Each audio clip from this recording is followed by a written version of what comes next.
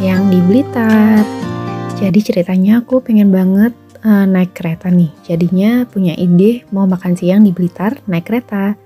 Nah, ini adalah temen gabut aku yang nemenin aku buat ke Blitar untuk makan pecel.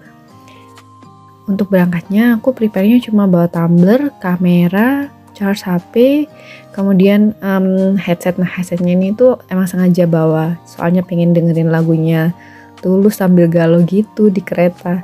Gak lupa juga aku juga bawa masker cadangan, karena masih masa pandemi gini juga kan. Nah, untuk kameranya ternyata nggak kepake sama sekali. Kebetulan pakai HP udah cukup untuk mengabadikan momen dan juga ternyata terlalu asik. Jadi nggak terlalu fokus di HP juga.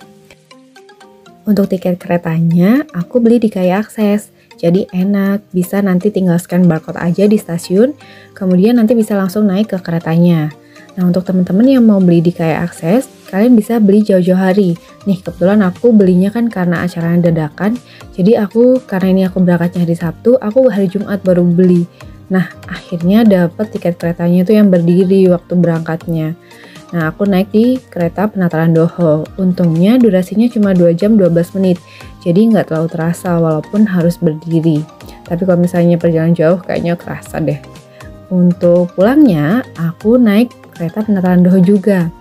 Berangkatnya pukul 17.35 dari stasiun Blitar. Nanti sampai Malangnya pukul 19.47. Jadi kita punya waktu 4,5 jam di Blitar. Bisa makan siang sambil explore tempat-tempat terdekat dari stasiun. Ini beberapa view yang aku rekam menggunakan handphone aku ketika perjalanan ke Blitar. Entah kenapa perjalanan naik kereta itu menyenangkan buat aku. Jadi kayak semacam healing gitu. Nah, kebetulan ini karena naik keretanya sama temen, jadi lebih banyak ngobrol dan cerita-cerita gitu. Di perjalanan naik kereta Penataran Doho ini, nantinya kita akan lewat terowongan Eka Bakti Karya. Nah, kita cuma bisa lihat lampu yang segaris gini aja. Karena kayaknya keretanya ini jalannya cepet banget deh waktu di terowongan ini. Terowongan ini dibangun oleh pemerintah Indonesia tahun 1969 bersama dengan pembangunan Bendungan Insinyur Sutami. Kita juga lewat nih sama Bendungan Sutaminya, tapi nggak terlalu terlihat nampak jelas sih. Setelah gelap, terbitlah terang. Ini kita udah keluar dari terowongan Eka Bakti Karyanya. Kita juga melewati sebuah sungai nih. Nah, ini katanya sih sungai berantas ya, jadi bagus banget view-nya. Tapi agak ngeri juga sih waktu lihat ke bawah gitu. Kayaknya dalam banget deh sungainya. Ya, walaupun gak sedalam perasaanku padamu ya.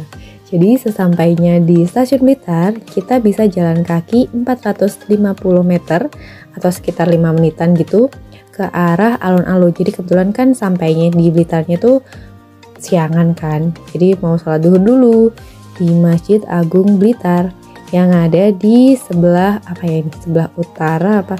Nah, kebetulan aku buta arah nih waktu di Blitar, jadi intinya deket situlah, deket sama alun-alun Blitar si masjidnya. Kemudian kalau dari masjid itu tadi kita jalan ke arah kiri, itu ada pedagang es pleret. Nah, es pleret ini katanya sih khas Blitar ya, jadi kayak dawet gitu. Isinya ada dawet, emang dawet hijau, terus ada mutiara itu yang pink-pink, terus ada santan, jadi kuahnya itu kuah santan gitu, enak manis banget karena pakai gula Jawa. Terus ditambah esnya, seger banget pokoknya. Nah, ini adalah pleretnya. Jadi pleret sendiri itu terbuat dari tepung beras. Ini ada 4 butir pleret di 1 gelas es pleret. Es pleretnya ini kebetulan murah banget loh, cuma 5.000 per gelasnya. Nah, habis makan es pleret itu kenyang banget. Padahal di sebelahnya pedagang es pleret ini tuh ada pedagang bakso yang katanya enak banget. Aku lupa nih nama baksonya, yang jelas katanya enak banget. Tapi nggak bisa makan baksonya karena udah kenyang banget. Dan kita tujuan utama kan mau makan siangnya, mau makan pecel. Kemudian kita memutuskan untuk naik becak. Kenapa? Karena ternyata perjalanannya itu jauh banget dari alun-alun ke tempat pecelnya. Nah, seru banget loh naik becak ternyata. Ya, karena baru pertama kali juga sih setelah dewasa. Dulu waktu kecil pernah, cuma udah lupa aja memorinya.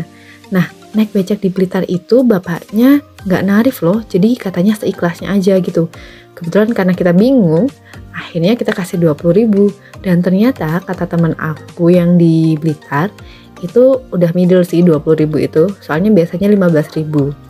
Nah, sekarang kita udah sampai nih di tempat makan pecelnya. Makan pecel di Mbok Bari 3 yang ada di Jalan Ahmad Yani nomor 93 Kota Blitar. Nah, ini pecelnya katanya legend banget sih di sini. Harga 7.000 kita udah dapet tahu, tempe, pecelnya sama rempeyek. Kalau misalnya mau nambah bisa sih. Jadi ada beberapa topping gitu. Habis makan pecel, kita balik lagi ke alun-alun karena ceritanya nih ada teman aku yang namanya Blitar ngajak ketemuan, pengen ketemu di alun-alun. Jadi kita balik lagi ke alun-alun. Nah, ini adalah teman aku sama anaknya. Karena tiketnya masih setengah 6, akhirnya kita diajakin ke rumah Pak Karno zaman dahulu. Tepatnya sih rumah ibunya. Orang Blitar menyebut tempat ini ada Istana Gebang. Nah, untuk masuk ke Istana Gebang, kita cukup membayar 24.000 untuk 5 orang. Itu udah include parkir mobil ya, murah banget. Jadi kita bisa kayak wisata sejarah gitu di sini. Nah, kebetulan aku ke Istana Gebangnya ditemenin sama Senka, si cantik Senka. Setelah dari Istana Gebang, kita balik ke stasiun Blitar. Itu sekitar pukul 5. Jadi biar nggak ketinggalan kereta, kita nunggu keretanya aja. Nah, untuk perjalanan pulangnya jangan harap ada view bagus ya, karena ternyata perjalanan pulang naik kereta itu gelap, nggak ada yang bisa kita tonton. Ini aku cuma nemuin klip lampu kota, ini pun udah masuk ke Kota Malang, baru nemu view seperti ini gitu. Nah, baliknya aku turun di stasiun Kota Baru, jadi pengen nyoba eskalator barunya gitu deh. Nah, sekian untuk ceritaku 4 jam makan siang di Blitar. Sampai ketemu di video selanjutnya.